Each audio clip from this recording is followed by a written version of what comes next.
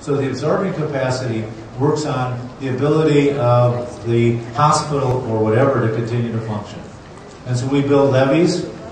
That happened in New Orleans in Hurricane Katrina, and then the levees broke and the city flooded. So the city flooded. We have building codes if they're enforced. A big difference in the earthquake, last earthquake in Greece, in Athens, where they found that most of the people weren't following the building codes, and the buildings that fell down didn't follow the building codes. We know that we can reforest areas that have been deforested, and therefore the landslides less likely to occur. If you're in an area where there's going to be a typhoon, we board up the windows so that the windows don't break. We build bomb shelters. We wear bulletproof vests. Because I propose to you, the human is very poor at absorbing energy without injury. We are not protected. We have very poor absorbing capacity. And so we have to do things like wear bulletproof vests. We have to have airbags in cars. Pretty soon they'll be putting them on motorcycles here, I think, right? To decrease the forces. And then we can decrease the exposure.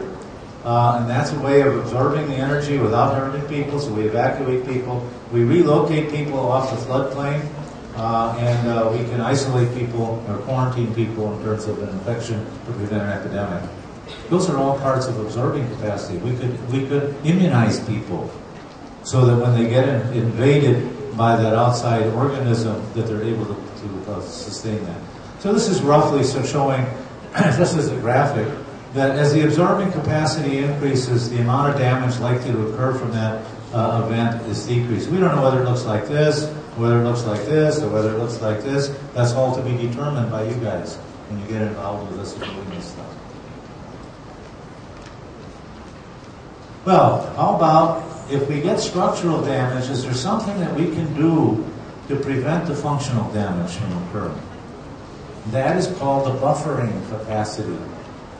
Regardless of the damage, can you continue to function? Regardless of the damage to the hospital, is the hospital still able to provide basic services? Emergency care, emergency surgery. And that's the buffering capacity. Are they able to keep the lights on?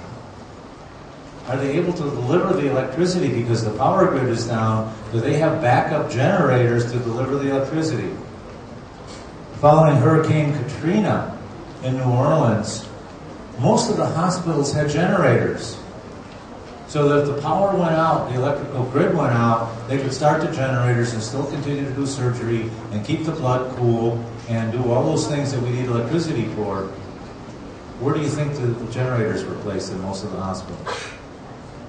In the basement. Now, is that stupid or what? Right? So they all got flooded out. So the hospitals were left without any electrical power because they couldn't start the generators because they were underwater. Why wouldn't you put the generators on a top floor? So no matter what happened, that the generator would be able to pick up the electrical power that it needed. So those are things we can do. And when we're able to continue to function despite the damage, that's called the buffering capacity. We can change that. We can take the generators, if they're there, and put them up on the top floor. We can protect the generators so they'll continue to function following any kind of a hazard. And so the question, therefore, what is the buffering capacity and what can we do to buffer it? So the buffering capacity, we could have backup generators, we could have some sources of fuel so that our ambulances could run and so the generators could run. We could build shelters so people wouldn't get injured. We could cross-train people.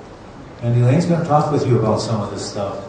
And we could build wells or collect rainwater and have stores of water so that we're not without water and can continue to function.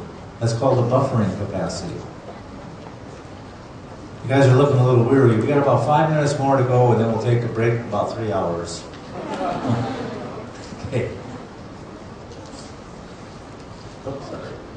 And so if there's high buffering capacity, the level of function doesn't decrease. So here's the decrease in level of function. If there's not much buffering capacity, the level of function of the hospital decreases to this point. And so what can we do to go from here to protect so that we can continue to function despite the damage to the hospital, becomes important. And lastly, almost lastly, remember that changes in function produce needs. And this is the definition of needs again that we've already looked at, but the needs have to be met. The needs are determined in changes of function, but the needs are in terms of goods and services, right? So if the hospital is unable to function, then what are the needs in terms of what has to be fixed, what has to be brought there so that it can now resume function? And that relates to this last capacity, which is called the response capacity. So we have three capacities. The response capacity is what do I have in store to respond to the needs?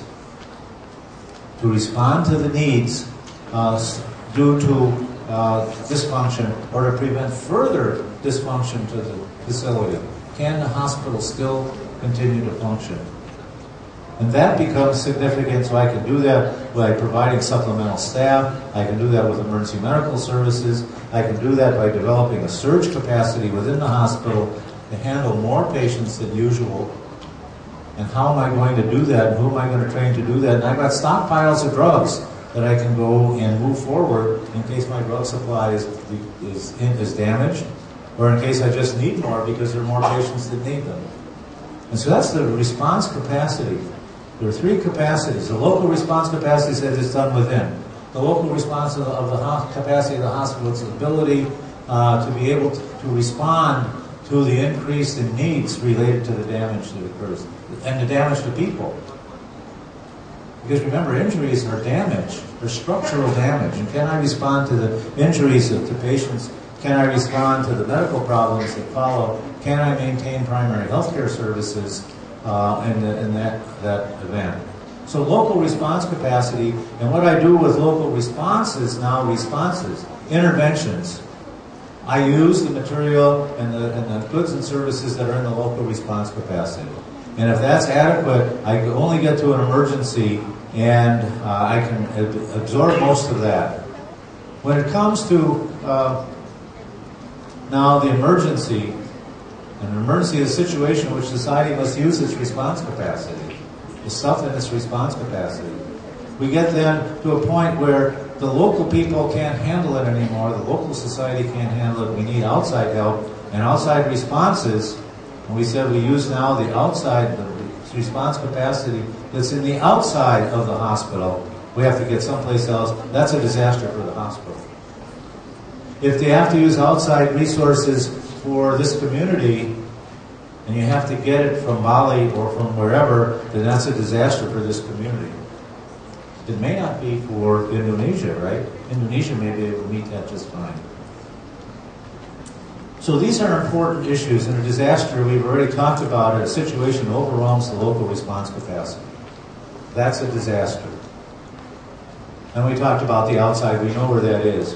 When you put these things together, and we're almost done here, when you put these things together, these three things, the absorbing capacity, the buffering capacity, and the local response capacity, are the things that make the community resilient.